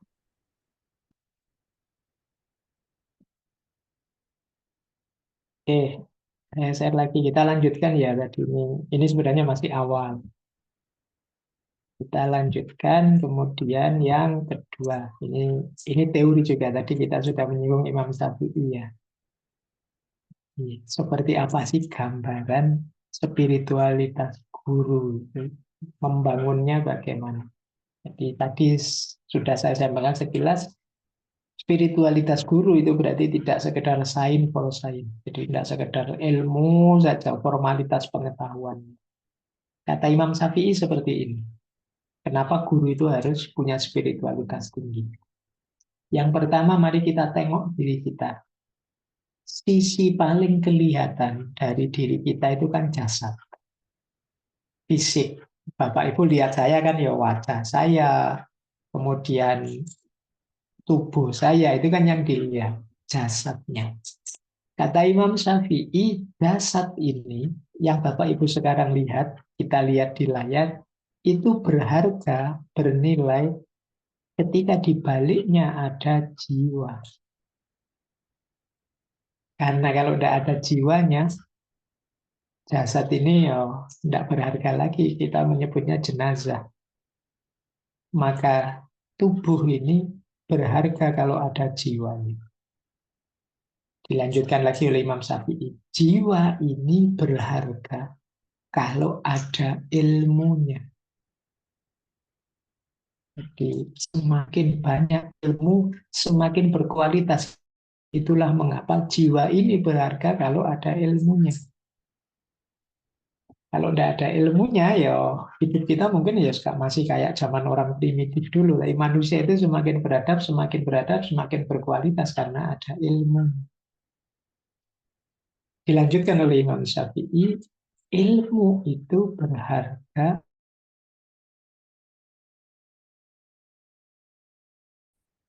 Ya, jadi tidak ada gunanya ilmu hanya teori yang berhenti di perpustakaan. Harus ada amalnya. Kita wujudkan dalam kenyataan hidup kita sehari-hari. Jadi orang berilmu harusnya gaya hidup, kualitas hidupnya jauh lebih positif dibandingkan yang ilmunya kurang. Kalau ada orang ilmunya tinggi, kelakuannya rusak, ya dia belum utama. Karena utamanya nilainya ilmu itu ada pada amal. Dan amal ini berharga kalau ada ikhlasnya.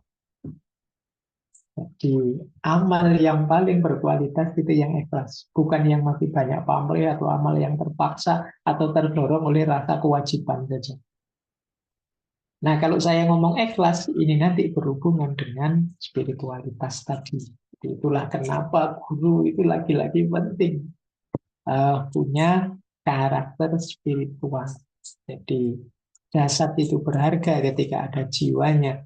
Jiwa itu berharga ketika ada ilmunya. Ilmu itu berharga kalau membuahkan amal. Dan amal itu berharga kalau diiringi ikhlas. Maka tidak berhenti di ilmu, tidak berhenti di sains. Ini untuk menegaskan tadi ya, membangun spiritualitas berarti ya melanjutkan ilmu dengan amal dan mewarnai amal dengan keikhlasan. Makanya terus dilanjutkan oleh Imam Syafi'i dengan kalimat ini. Ya ayyuhar rojul al-mu'allim ghairah halla li nafsika kana ghatta'lim. Wahai orang-orang, para guru yang mengajarkan ilmu pada orang lain, mengapa engkau tidak mengajarkan ilmu itu untuk dirimu sendiri dulu? Ini karena tadi berhubungan dengan kualitas diri. Maka mari Bapak Ibu guru, kalau kita ingin membentuk karakternya para siswa, para murid, pastikan karakter kita sudah terbentuk dulu. Jadi kalau kita ingin mengarahkan para murid agar rajin, agar sopan, agar jujur, itu mari kita pastikan kita sudah duluan begitu. Karena kalau tidak, sederhananya mungkin para siswa, anak didik kita juga tidak akan percaya dengan kata-kata kita. Kita nyuruh mereka jujur, mereka tahu, alah Pak Guru, Bu Guru ya sering bohong, sering curang, sering sholatnya telat, sering macam-macam. Jadi maka ya ayyuhar rajul al mu'allim wairah halali nafsika karena enggak taklim. Wahai orang yang mengajarkan ilmu pada orang lain, kenapa engkau tak mengajarkan ilmu untuk dirimu sendiri? Baik, terakhir. Sebenarnya masih banyak, cuma saya langsung masuk ke sini ya. Terakhir, ini tadi saya banyak ngomong frekuensi vibrasi. Mari kita getarkan vibrasi yang positif ke sekeliling kita. Ini ada rumus yang saya ambil dari satu buku. Judul bukunya Power versus Force, An Anatomy of Consciousness. Ini yang nulis David R. Hawkins. Dia punya teori diri kita ini ada power, ada force. Kalau power itu getaran positif. Kalau force itu getaran negatif. Seperti saya bilang, murid kita itu banyak menyerap frekuensi dari kita. Maka mari dipastikan yang kita getarkan dalam diri mereka itu hal-hal yang positif, bukan hal-hal yang negatif.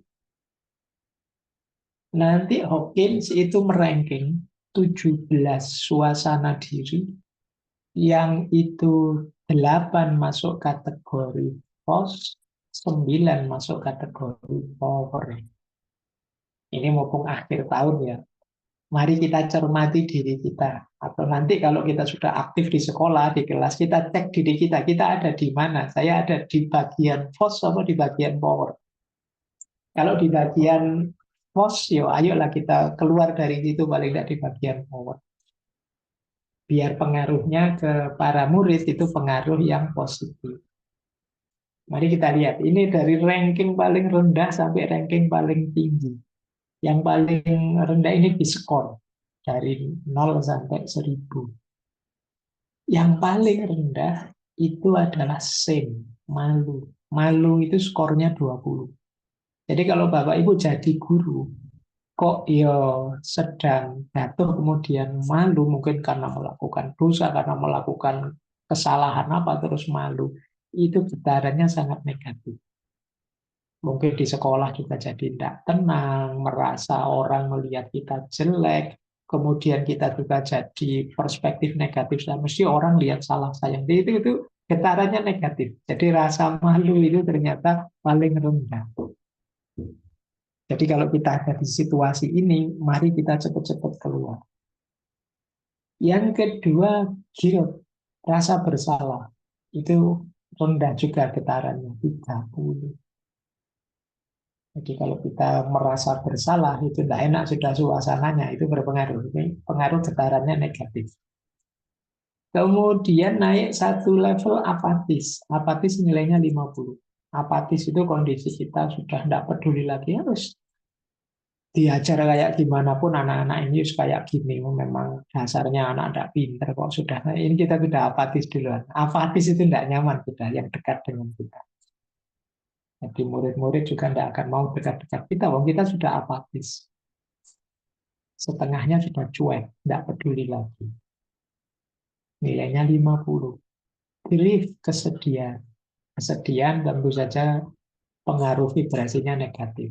Kita dekat orang sedih, apalagi sampai nangis, ya mesti saja terpengaruh sedih. Fear, takut. Nilainya 100. 100 dari 1000 ya, ini masih sangat rendah. Getarannya masih negatif. Kita ngajar kok sambil ketakutan.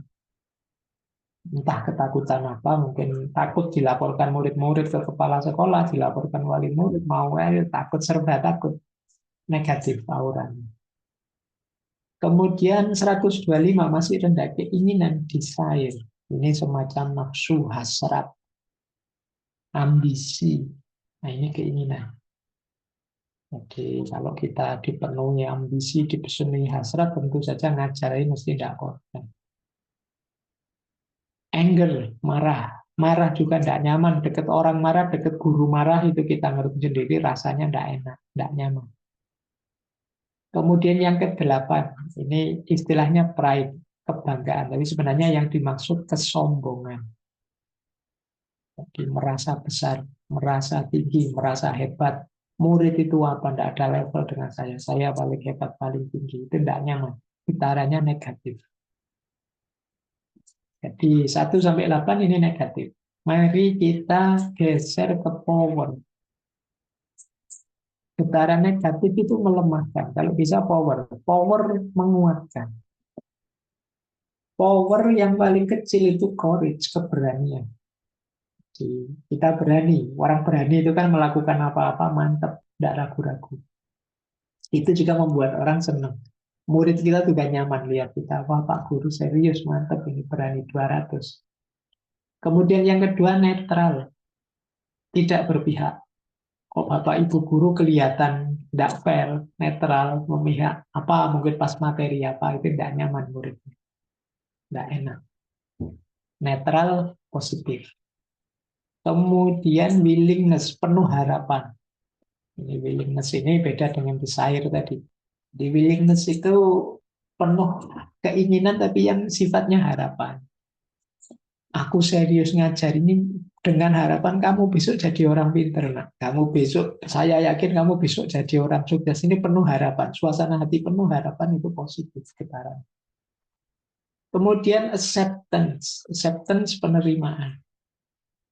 Jadi tidak komplain dengan situasi. Ya, saya sadar kamu masih belajar, masih muda. Yuk diperbaiki yang masih negatif bareng-bareng, tidak masalah.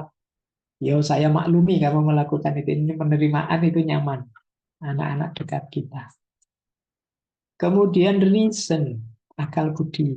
Jadi kalkulasi-kalkulasi yang masuk akal itu membuat orang nyaman. Love, cinta, 500. Jadi love masih belum tertinggi kalau dalam dunia ilmu apalagi. Cinta memang penting luar biasa bagi dia 500. Suasana penuh cinta, kasih sayang membuat nyaman. Positif juga, tapi belum yang tertinggi. Kemudian joy, gembira. Kalau kita gembira, banyak senyum, enak diajak ngomong gitu, murid-murid juga senang. Siswa-siswa juga senang. 540. Peace, damai. 600. Ternyata yang tertinggi Bapak Ibu, apa kata Hawkins? Enlightenment. Pencerahan. Jadi kalau kita sedang tercerahkan, sedang mendapat semacam wawasan baru, insight baru, sehingga kita begitu semangat, itu energi positifnya luar biasa. Maka Bapak Ibu tidak boleh berhenti belajar. Biar tercerahkan, dari tercerahkan ke tercerahkan, terus suasana hati kita itu enak terus tercerahkan. Dan itu getarannya sangat positif. Nilainya antara 700 dan 1000. Baik, jadi ya ini ilustrasi saja ya Bapak Ibu. Bagaimana suasana diri kita, kondisi diri kita itu berpengaruh terhadap sekeliling kita, termasuk kalau kita ngajar ya di kelas. Kalau kita marah-marah, kelas akan suram. Tapi kalau kita joy, penuh sukacita, kelas akan ceria. Kalau kita penuh kedamaian, murid kita juga nyaman. Tapi kalau kita isinya apatisme, isinya kesombongan, yang murid tidak nyaman. Ini salah satu contoh bagaimana kita membentuk vibrasi diri kita. Baik, saya kira itu dulu dari saya untuk materi malam hari ini. Monggo di sisa waktu mungkin masih ada 1-2 pertanyaan, saya persilahkan. Ya, silakan satu penanya barangkali boleh raise hand. Kalau tadi pakai teks, sekarang boleh bersuara lah. Ada? Oke. Atau tadi slide yang terakhir apa Pak Faiz? Penasaran juga Oh. tuh. Oke. Biasanya quotes gitu. Iya, ada quote sih sebenarnya masih Oh, ada itu beberapa apa? materi. Oke, ini quote sebenarnya sudah, Assalamualaikum. ya ini ada quote dari William Arthur Ward. Menurut saya menarik sih. The mediocre teacher tells, the good teacher explain, the superior teacher demonstrates, the great teacher inspire. Jadi kalau guru yang biasa-biasa itu dia hanya memberitahu, tells. Tapi guru yang baik menjelaskan. Ada lagi guru yang superior, guru yang mengagumkan, itu memberi contoh. Dan guru yang hebat menginspirasi. Makanya dulu banyak guru yang bilang, aku senang kalau muridku lebih pintar dari aku. Kenapa? Itu berarti saya sukses menginspirasi dia. Karena kalau muridnya hanya ikut saja yang saya sampaikan, ya tetap lebih pintar gurunya. Dia tidak terinspirasi, hanya mengikuti saja. Tapi kalau kita bisa menginspirasi murid kita, itu ya kita bisa jadi guru yang lebih sukses. Jadi suksesnya guru ketika muridnya bisa mengembangkan, bisa melakukan yang lebih dari yang dia lakukan. Dan untuk ini memang tidak sekedar perlu pemberitahuan atau teladan atau demonstrasi, tapi bagian vibrasi tadi juga penting. Baik, itu sih yang saya anukan. Sebenarnya saya masih ada materi spiritualitas problem di Indonesia, solusi-solusinya, dan lain sebagainya. Tapi saya loncat ke sini ya Bapak Ibu, menarik. Ini saya tutup dengan kalimat dari Ki Hajar Dewantara. Jadi beliau ada kalimat begini, kelawan sastro ngesti mulya. Kelawan sastra itu melalui ilmu mari mencari kemuliaan. Ini kalimat ini pendek, tapi maknanya dalam. Yang pertama sastra. Sastra itu ya ilmu pengetahuan dalam buku-buku, dalam yang diajarkan. Yang ini sifatnya tidak hanya yang positivistik sains. Jadi, tapi juga berhubungan dengan batin, keahlian spiritual, keahlian moral, dan lain sebagainya. Jadi, dengan sastra, dengan ilmu yang luas, yang holistik, ngesti mulya. Ngesti mulya itu mencari kemuliaan hidup. Jadi kalimat ini menegaskan bahwa tujuan ilmu itu tidak sekedar selesai di perpustakaan, tapi juga mulia, kemuliaan hidup. Berarti apa? Orang yang tambah ilmunya akan tambah mulia hidupnya, harusnya tambah meningkat kualitas dirinya. Mulia itu kalau dalam bahasa Jawa ada istilah aji. Jadi aji itu sama artinya mulia. Makanya orang Jawa kalau menyebut belajar itu dengan istilah ngaji. Ngaji itu berarti proses menuju aji, proses menuju kemuliaan. Maka tidak boleh belajar sekedar belajar, tapi semoga setiap kali kita belajar apapun, kita lebih mulia lagi, kualitas diri kita meningkat. Itulah hakikatnya ngaji. Jadi tidak boleh sekedar membaca, sekedar menghabiskan kurikulum, sekedar enggak. Ini dalam rangka kita membentuk diri kita yang mulia. Makanya kelawan sastra ngesti mulya. Untuk bisa kelawan sastra ngerti ngesti mulya, kita perlu pembentukan diri kita secara spiritual, termasuk membersihkan diri kita tadi, karena jiwa kita inilah wadahnya ilmu. Jadi ini jadi kunci untuk spiritualitas seorang guru. Jadi kelawan sastra ngesti mulya. Dengan ilmu kita menuju kemuliaan hidup. Baik, saya kira itu Mr. Bab dari saya. Ya, ini sebetulnya waktu udah 21.18 ya, tapi ini jauh-jauh nih dari Kalimantan Selatan. Terakhir katanya nih pertanyaannya, ini keluar dari materi. Nah, bagaimana cara Pak Dr. Faiz menjadi pembaca yang baik dengan indikasi dalam menjelaskan sungguh nyaman diserap. Nah, mungkin itu pertanyaan Pak Edmu. Rasanya ini jadi hal apa ya? Mungkin bisa tambah wawasan buat kita sebagai guru ya. Bagaimana misalnya Pak Faiz menjelaskan di materi ini, eee, dan audiens merasa nyaman. Mungkin itu, Pak Faiz bisa berbagi sharing. Silakan Pak Faiz. Oke, baik, ini pertanyaan paling sulit ini dari saya jawabnya. Tapi yang pertama begini, saya merasa banyak sekali manfaat dari membaca. Jadi saya itu sejak kecil senang membaca. Alhamdulillah saya itu umur 3 tahun sudah sama ibu saya dimasukkan sekolah karena beliau harus kerja. Ibu saya jualan jamu, bapak saya ke pasar. Karena mungkin anaknya tidak ada yang ngomong pegang, saya dimasukkan saja di sekolah. Jadi usia 4 tahunan saya sudah bisa membaca. Sekolahnya madrasah zaman dulu. Dan senang membaca karena bapak saya kalau siang ngajar, kemudian pulang ke rumah mesti bawa buku. Dan itu yang membuat saya terus senang baca. Di antara manfaatnya banyak membaca menurut saya ya, kita itu punya banyak diksi, punya banyak alternatif kata untuk disampaikan. Jadi ada banyak, oh ini mungkin pasnya pakai pilihan kata yang ini saja pakai. Dan itu menurut saya manfaatnya banyak membaca. Kita punya banyak alternatif. Orang yang rajin membaca biasanya menulis juga enak karena dia wawasannya luas.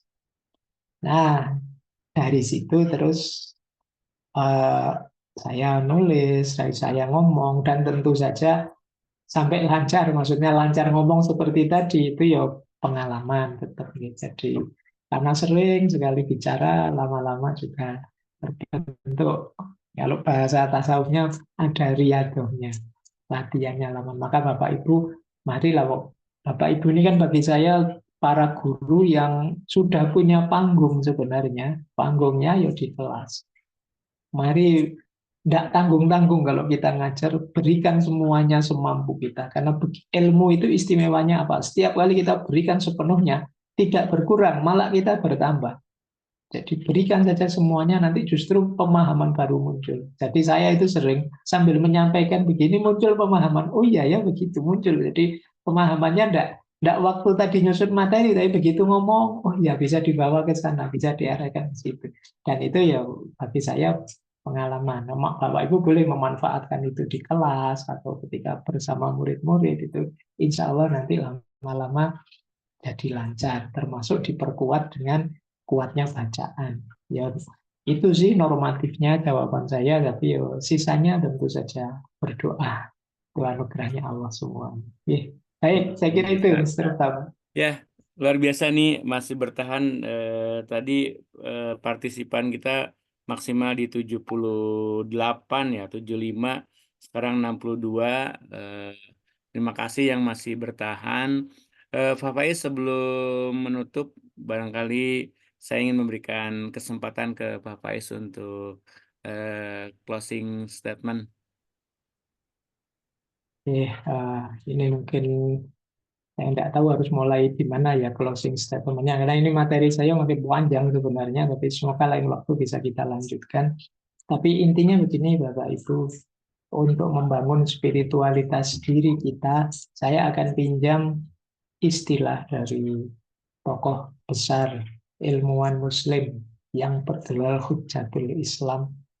Beliau punya 3 istilah yang menarik bagi para pencari ilmu agar tidak sekedar berhenti di ilmu tapi juga spiritualitasnya hidup.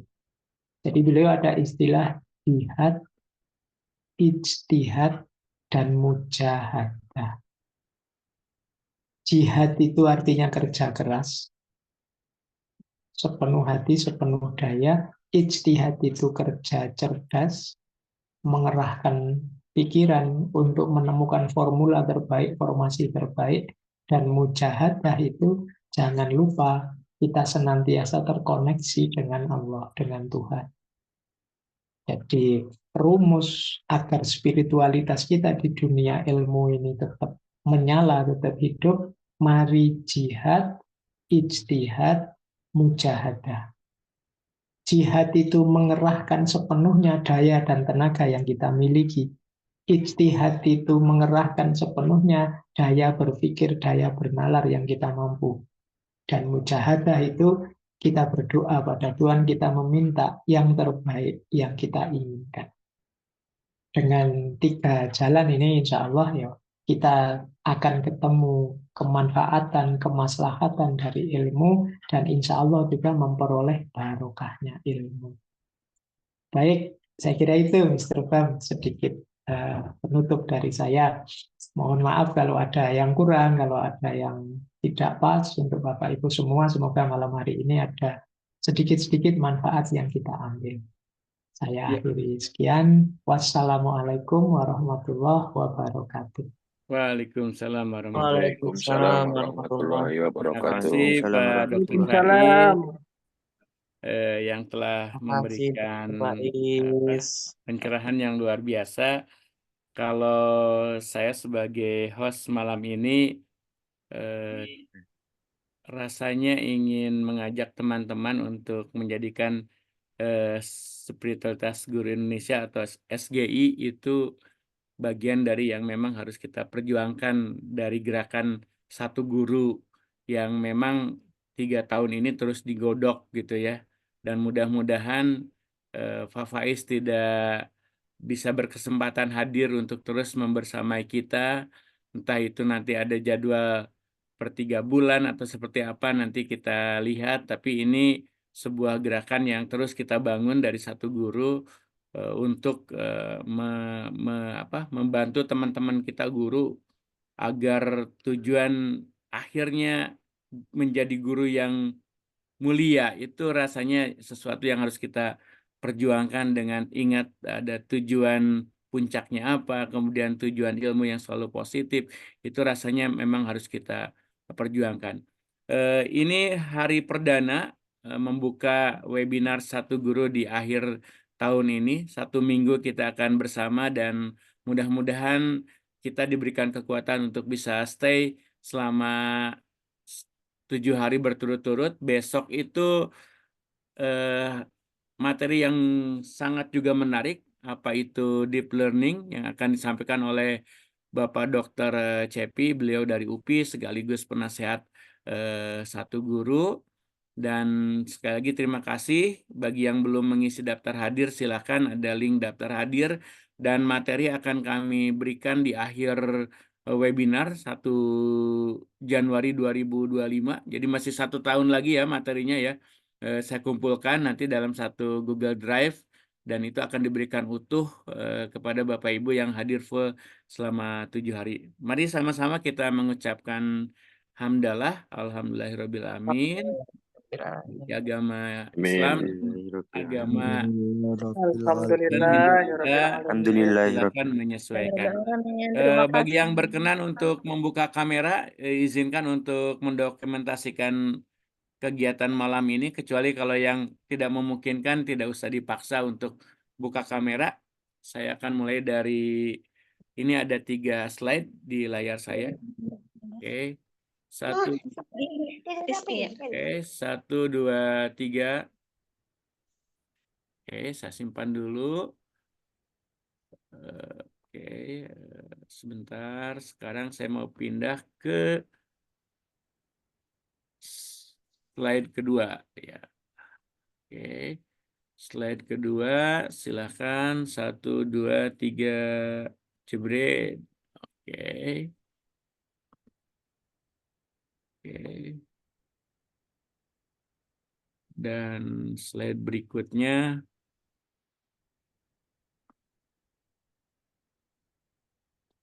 Slide terakhir. 1, 2, 3. Oke, sudah saya simpan. Oke, sekali lagi kami dari Satu Guru mengucapkan terima kasih spesial buat Pak Dr. Faiz yang membersamai kita sudah memberikan materi yang luar biasa. Kalau vibrasinya udah di 700.000 tuh pencerahan, mudah-mudahan kita tercerahkan. Sekali lagi terima kasih Pak Faiz. Semoga Pak Faiz ilmu yang diberikan menjadi berkah buat kita semuanya untuk jadi pahala buat kebaikan Pak Faiz. Dan Bapak Ibu yang hadir di sini, terima kasih. Mudah-mudahan besok kita bisa bertemu dalam keadaan sehat walafiat. Barangkali itu saja. Terima kasih. Wabillahi taufiq wal hidayah. Wassalamualaikum warahmatullahi wabarakatuh. Selamat malam, salam sejahtera untuk kita semuanya. Waalaikumsalam Waalaikumsalam warahmatullahi warahmatullahi wabarakatuh. wabarakatuh. Spesial buat host Bismillahirrahmanirrahim. Pak Heri, kemudian yang jadi host ya, tidak meninggalkan Zoom terlebih dahulu. Saya izin stop recordingnya.